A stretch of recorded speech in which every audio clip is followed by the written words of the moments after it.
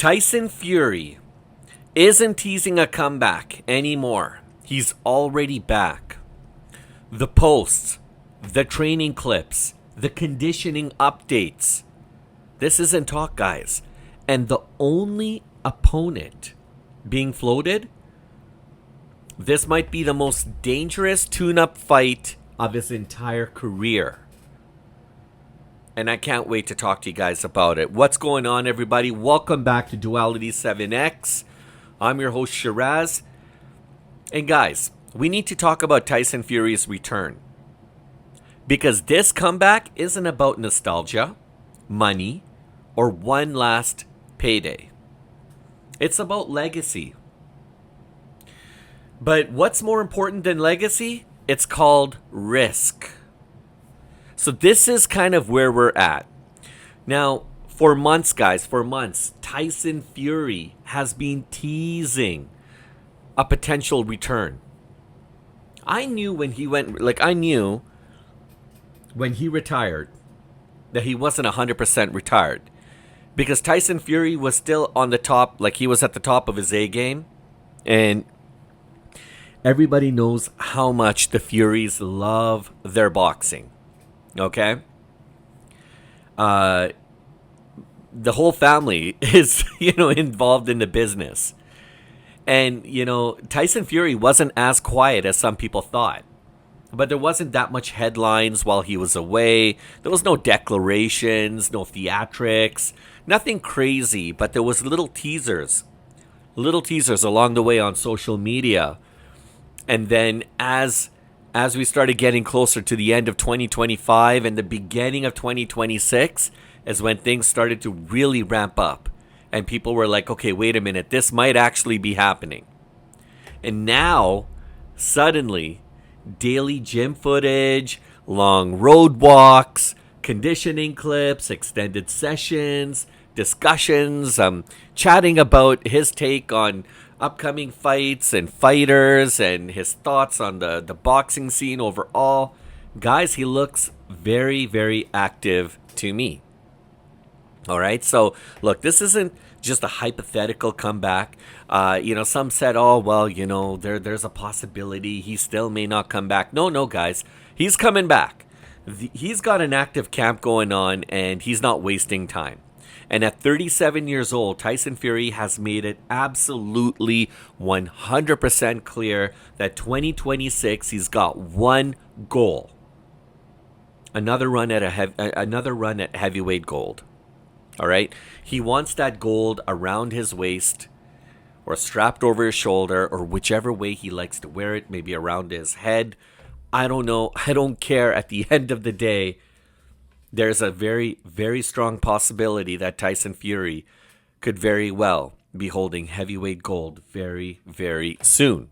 Now, if he pulls it off, Tyson Fury will then officially become a 3-time heavyweight world champion, a milestone reached by only a handful of fighters in boxing history, guys. And look, Fury isn't hiding the ambition anymore. The preparation for battle has begun. He's outlined his strategy. He's got his camp. He's got his management team. He's got his PR team. And he's already drawn the war lines. He's already mentioned to the world that war is coming. 3 times he wrote on Instagram, preparation for battle and war. He said that 3 times, guys. 3 times on Instagram. Now, his manager, Spencer Brown, has confirmed to Sky Sports that Fury is already deep into negotiations with a potential April return targeted, all right? And they're just kind of finalizing contracts as we speak. So there's a lot of optimism, there's a lot of enthusiasm, and there's also a lot of hearsay as to who his potential candidate could be. Now, don't want to start any kind of rumors because we've got enough rumors kind of going around, but it is rumor season. And usually when you have rumor season, you have fight season that coincides at the very same time. So, the heavyweight division, guys, for as long as I've known it, has always been a chess sport. Right? You've got your You've got your pieces in play, and the name of the game really is to outmaneuver one another, right? And so you want your king, you want your queen to reach the other side of the chessboard. Game, set, match. Okay. Now, Oleksandr Usyk, he currently holds the WBA, WBC, and IBF titles. He recently refused. He vacated the WBO title because he didn't want to fight the mandatory. But he still has the 3 big belts with him. And the thing with Usyk is that he's undefeated. All right? Fury's last 2 fights against Usyk have resulted in losses. Okay? Usyk is absolutely incredibly tough. He's gifted, and he's very competitive. All right? Daniel Dubois, pretty much had the same kind of fate as well. And it seems like British fighters struggle against fighting Oleksandr Usyk. Now, this leaves one alternative path, okay, that we haven't even talked about. Fabio Wardley. Now, I have talked about Fabio Wardley before. I've talked about him many times. I've talked about the possibility of all kinds of fighters fighting him, actually. In fact, the most recent was Anthony Joshua. But prior to Anthony Joshua, I was talking about a possible path for Daniel Dubois to go after to fight Fabio Wardley. Now, there were potential. I mean, names were kind of thrown around. I don't know how far they kind of got into it. That would be an interesting fight. The thing, though, is I think when it came to Anthony Joshua, I think it was Fabio Wardley's team that said they were going to give him pretty much the jump, to jump the queue so he didn't have to fight all the other mandatories or people along the way, and he would just kind of go right to the front and take on Wardley. Because as you know, Fabio Wardley inherited, he actually became the WBO heavyweight champion of the world. It was automatically kind of gifted to him because he was pretty much next in line after Usyk vacated the title. What they should have done is they should have had like a title eliminator for that championship belt.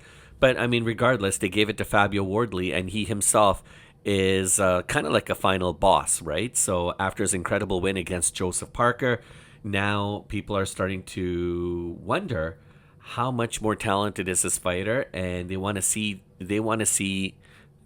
Wardley fight. They were highly entertained. We were all highly entertained in his last fight, and I think it would be absolutely incredible to see Fabio Wardley and potentially Tyson Fury locking horns in the squared circle. Now, Wardley, right? There's a lot of discussions about Wardley, who it's going to potentially be, but at the end of the day, one of the things you have to understand about Fabio Wardley is that he likes a challenge. He doesn't like to shy away. He doesn't back down from a challenge, but at the same time, he's very meticulous, he's strategic, and he wants to do what's best for business and what's best for his career. But he doesn't want to just fight B-class fighters either. He wants the best of the best. And that's what I love about these heavyweight champions, because they all kind of think the same. They want to earn their gold. They don't want to just showcase it. They don't want it for free. And yeah, some will say, well, Wardley pretty much inherited the title because Usyk vacated it. He didn't really earn it. He didn't really fight for it. It doesn't matter. If they didn't give it to Wardley, Wardley would have been more than happy to fight as many people as it took to be able to get to that to get to that opportunity of becoming world champion. But that didn't happen. So he is the world champion. But now he's got to be a fighting champion. And now the guess is, who's it going to be? Right? So, we talk about Joseph Parker and how incredible of a fight that was. And, how important that was, that win for Wardley. Right? I mean, he's been a longtime Fury ally.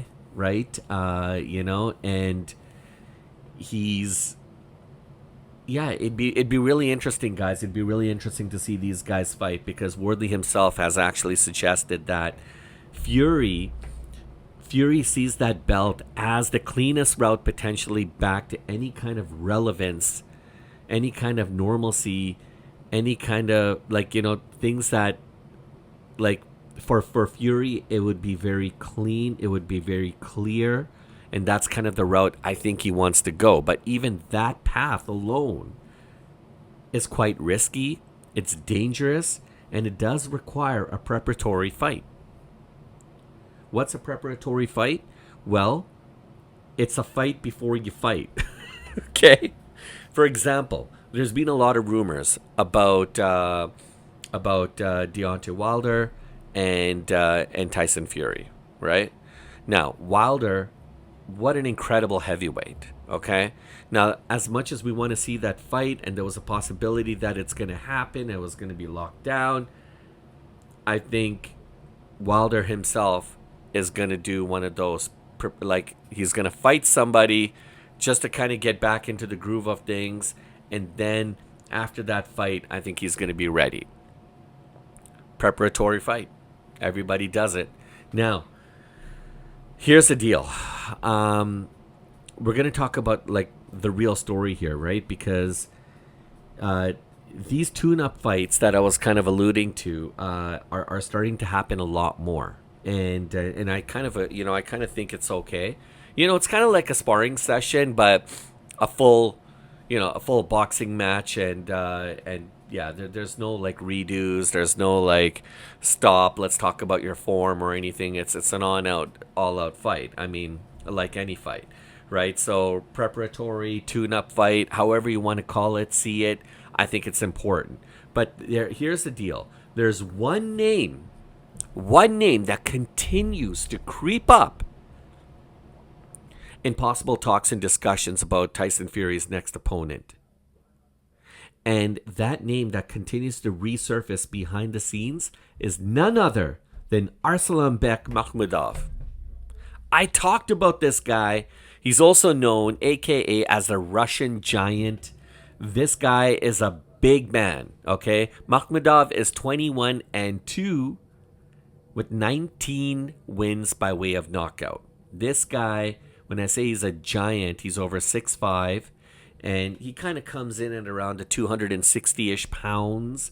He pretty much likes to fight anyone who wants to fight, right? He's got zero interest in easing and transitioning into a fight. You know how I always talk about, or always allude to how fighters usually within the first round, maybe even second round, they like to do what is called kind of like a feeler round.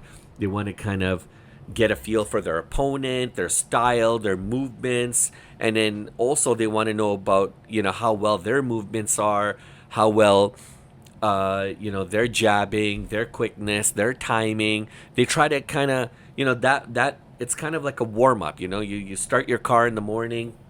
You don't just take off. You let your car kind of idle there for about a minute or so, kind of get the juices going, get the gears going, the pistons firing, and then you go. Right? So it's the same thing in boxing, guys. I think when it comes to these kind of guys, fighters like to kind of feel themselves, just it's more kind of like a mental checklist, so that everything is where they need to be. And if they need to make any adjustments or strategy or a shift in their strategy, perhaps maybe in the way they want to carry themselves in their latter rounds, well, that first round, second round is very important. But guys like Makhmudov, they don't do tune-up rounds or ease into rounds. He just goes guns a-blazing, balls to the wall, whatever sticks, and that's the way he's been fighting. That's what makes him so interesting, guys. No range finding. No, hey, I want to check out my timing. I want to see your timing. Let's throw a jab or two. Let's talk about distance here. Let's talk about our footwork. None of that. No feeling out process, guys. He walks forward and he throws heavy. That's it. And his trainer, Ben Davidson, he put it bluntly. Makhmudov's size and pressure would actually pose as a very big challenge to Tyson Fury. Now, Tyson Fury is a big man himself, but Makhmudov's pressure, his forward pressure, would actually make it very awkward and hard for Tyson to be able to counter, because right off the bat, he would come like storming out of the gates like a bull possessed, and like these are guys who throw very, very heavy. So if Tyson gets caught by one of those overhand rights or an uppercut or a right to the cheek, that's it. It could be, or to the chin, sorry. That's it. It could be game, set, match. It could be over before we even know it. Or it could be vice versa. Right? And so when we're talking about risk, where does a risk actually live? So Fury, look, his body's got a lot of mileage, okay? He's been around the block, all right? 3 brutal fights against Deontay Wilder. Those 2 demanding, very, very demanding losses to Oleksandr Usyk, which, really, really kind of put him back a little bit. And then, of course, when he took on Francis Ngannou, there was that point in the fight where he got knocked down. And people were like, whoa, what's going on here? Now, look, father time is creeping up on Tyson Fury. You can't beat father time. A lot of people have tried. A lot of people think they got one over father time, and it never, ever goes their way. And at 37 years old, he's starting to get up there in age. But that said, Alex Pereira, look how he took on Makhmudov in the first round, guys. And he won. He won the title, the world championship. Look at Neil Magny at his age, what he's able to do, what he recently has done, and then look at Terrence Bud Crawford at the age of 38, winning, becoming unified champion of the world, beating the legend himself, right? The legend himself, Canelo Alvarez, guys. Terrence Bud Crawford did it at his age. So as these guys get older, yeah, they might have a few spark plugs that might misfire every now and then, but that's not a bad age, guys. And so Tyson Fury is just kind of hovering around that age. The only difference, though, between the fighters that I mentioned and Tyson Fury is that Tyson Fury has taken some time off because he recently retired, and now he's wanting to come back into the folds of the boxing community again. But sometimes that time off could actually play a toll in your ring rust or your abilities to perform in the ring, right? So anyways, look, that comeback is unbelievable. For Tyson Fury to come back, we all want to see Tyson Fury come back. Is it brave? Is it dangerous? Look, we know ultimately what he wants, and that's heavyweight gold. He's made no bones about it. He's not hiding the fact. He's like, I want it, and I want it now. And he wants to go for it. So look, yeah, Fury definitely remains one of the best long-range boxers. He's got an unbelievable reach, guys. Once he starts tattooing your face with those jabs, it's really hard to come back. And then he's got this very uncanny uppercut / kind of hook that he just starts working your core, and he makes the insides of your stomach all mush. And I'm telling you guys, we've seen it against other fighters who look absolutely like statues, and then just a few rounds of Tyson Fury and they look like they're done. They look like they ran a marathon and they're completely gassed. So Tyson Fury, he knows a thing or two about timing. He knows a thing or two about his range, the distance. So if Makhmudov wants to come out of the gate strong, guns a-blazing, like a bull mad, Tyson Fury is going to be waiting for him, and he's going to exchange right there in the middle of the ring. So, we could potentially see an early knockout within the first 3 rounds if these guys fight. And Makhmudov, I'm telling you, is not the guy who's going to give you space. He's a forward, walking, punching kind of guy. I mean, he chases you. You don't. You don't chase him.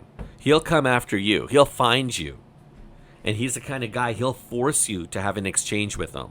Which is, I mean, I'm telling you guys, from a boxing perspective, it's absolutely entertaining. Is it comfortable? 100% for me. I'm totally fine when I got my snacks in hand and I'm watching the fight. I'm like happier than like a pig in you know what. But these guys, not even close. Anyone who fights a guy with that kind of fighting style, it's scary. It's absolutely scary, right? So, anyways, guys, whether Tyson Fury chooses Makhmudov or someone similar in style, we do know that a fight between him and another elite fighter could be potentially happening now. With Joshua kind of out of the picture, at least for the time being, we don't know. We really don't know where Joshua's head's at.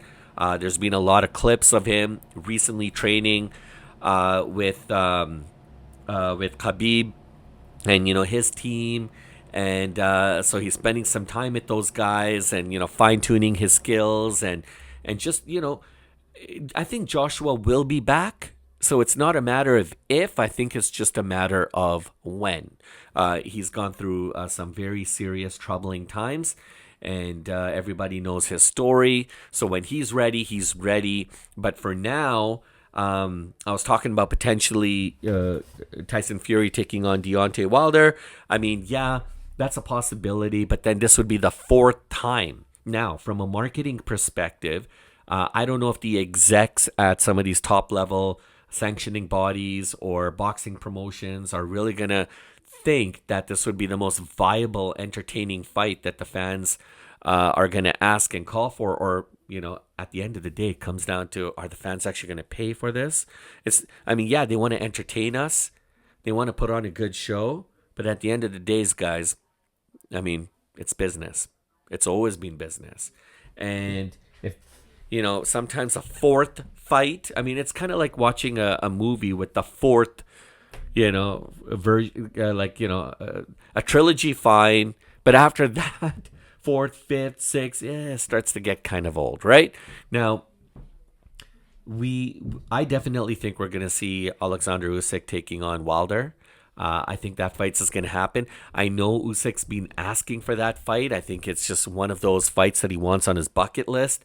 And then that's it. After that, there's a possibility that Usyk might even retire. So are we going to see a trilogy potentially between Usyk and Fury? God only knows. If Tyson Fury can have one more fight, whoever he fights, and then after that, I think it could set himself up for a showdown, for a trilogy fight against Usyk. One last hurrah, winner takes all. I think that could be like a super mega fight, and it'll attract a lot of dollars, right? So anyways, guys, the question comes down to, is Tyson Fury and his camp and his management team, are they going to be chasing legacy? Are they want heavyweight gold, but are they ready to take on like serious, big, mountain, colossal giants like Makhmudov that are going to be standing in their way? Or are they going to take the safety route? They're going to take the safe bet, because right now, at the end of the day, he's getting older. He's, and the fact that he keeps, taking these long, taking time off from boxing for as long as he has, in the last little while, that doesn't help him either, right? So look, if the more he's thinking that he's chasing history, he could actually be chasing danger if he continues this. So he needs to stay active and he needs to get serious. I think right now he's in like Thailand, and there's no new clips of him like training or something. I think that's just more of a vacation trip for him. But right now for Tyson, it's all about rebuilding his confidence And look, he truly feels like he's one confident guy, okay? So it's not like he's weak in that department. But Tyson himself will tell you that he belongs at the top of the division. And that's not in theory, guys. That's absolutely reality from his perspective. And look, the boxing division has always been in peril.